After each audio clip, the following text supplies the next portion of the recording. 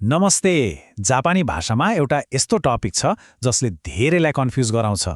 किन भने भन्नुपर्दा कहिले कारा कारा लगाउने, कहिले नोदे नोदे। ल आज यसलाई एकदमै सजिलो बनाइदिउँ है त। हो, कारण बताउँदा कुन शब्द रोज्ने भन्नेमा अलमल हुनु स्वाभाविक हो। धेरैजनालाई यस्तो हुन्छ, तर चिन्ता लिनु पर्दैन। आज हामी यो कन्फ्युजनलाई सधैँको लागि हटाउनेछौँ। ल, सबैभन्दा पहिले यो कुरा दिमागमा राखौँ है। करा र नोदे दुवैको मतलब किनभने नै हो, अर्थ एउटै। तर यिनीहरूले दिने फिलिङ, त्यो माहौल आकाश पातालको फरक छ। यो खालि व्याकरणको नियम मात्र होइन, यो त भावना र सम्मानको कुरा हो। ल सुरु गरौँ है त। सबैभन्दा पहिले कुरा गरौँ काराको।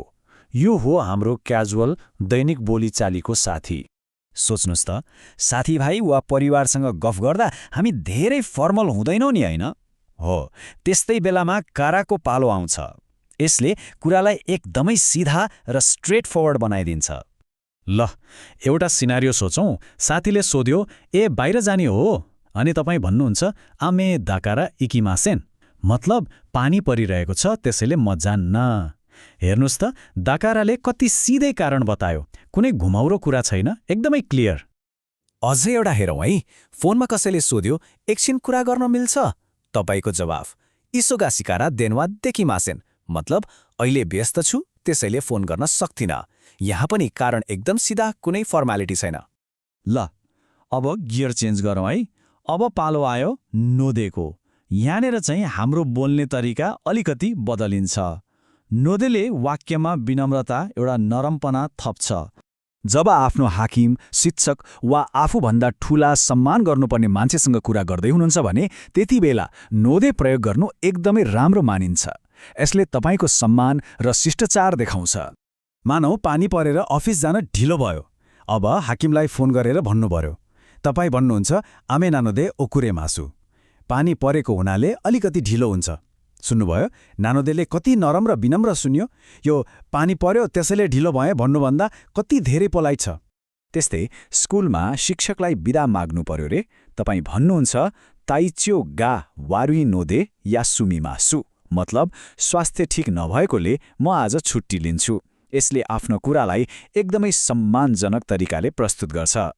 अब आउँछ सबैभन्दा मजेदार पाटो। एउटै वाक्य तर दुई फरक शब्द प्रयोग गर्दा कस्तो सुनिन्छ? आउनुहोस् आफै महसुस गरौँ। यो तुलनाले सबै कुरा छर्लङ्ग पार्छ। एकदम ध्यान दिएर सुन्नुहोस् है। म दुई तरिकाले भन्छु। पहिलो, साथीसँग भने जस्तो अलि क्याजुअल टोनमा, आमे दाकारा खाइरिमास।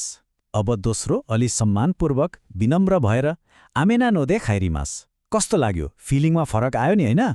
पहिलो सिधै साथीसँग भने जस्तो, दोस्रो अलि औपचारिक ठाउँमा।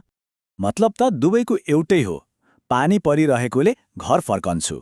तर कुन शब्द प्रयोग गर्ने भन्ने कुरा कसलाई भनिँदैछ भन्नेमा भर पर्छ। यही नै हो सबैभन्दा महत्त्वपूर्ण कुरा।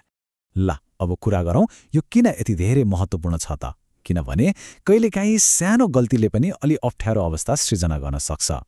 धेरैजसोले गर्ने एउटा साझा गल्ती के हो भने जताततै जुनसुकै अवस्थामा पनि कारा नै प्रयोग गरिदिने। सोच्नुहोस् त, हाकिमलाई दाकरा भन्दा अलि ठाडो सुनिन सक्छ, अलिकति खतरनाक पनि हुन सक्छ। त्यसैले नोदेको सही प्रयोगले सम्मान मात्र देखाउँदैन, जीएलपीटी जस्ता परीक्षाहरू र अफिसको काममा पनि यो एकदमै जरुरी छ। ल, यति धेरै कुरा भयो। अब यो सबैलाई एउटा एकदमै सजिलो, कहिल्यै नबिर्सिने फर्मुलामा बाँधौँ है त।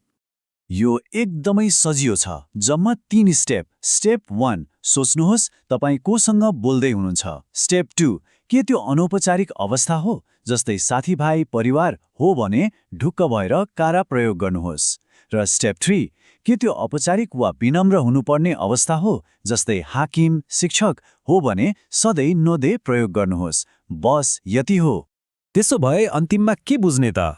कारा भनेको हाम्रो क्याजुअल दैनिक बोलीचालीको किन भने, अनि नोदे भनेको हाम्रो विनम्र नरम सुनिने किन भने। फेरि एकपटक, कारा क्याजुअल, नोदे पोलाइट। यो कुरा चाहिँ दिमागमा ट्याटु नै बनाएर राख्नुहोस्। ल अब एउटा प्रश्न। मानौ तपाईँले आफ्नो साथीलाई भन्नु पर्यो, म थाकेको छु त्यसैले सुत्छु।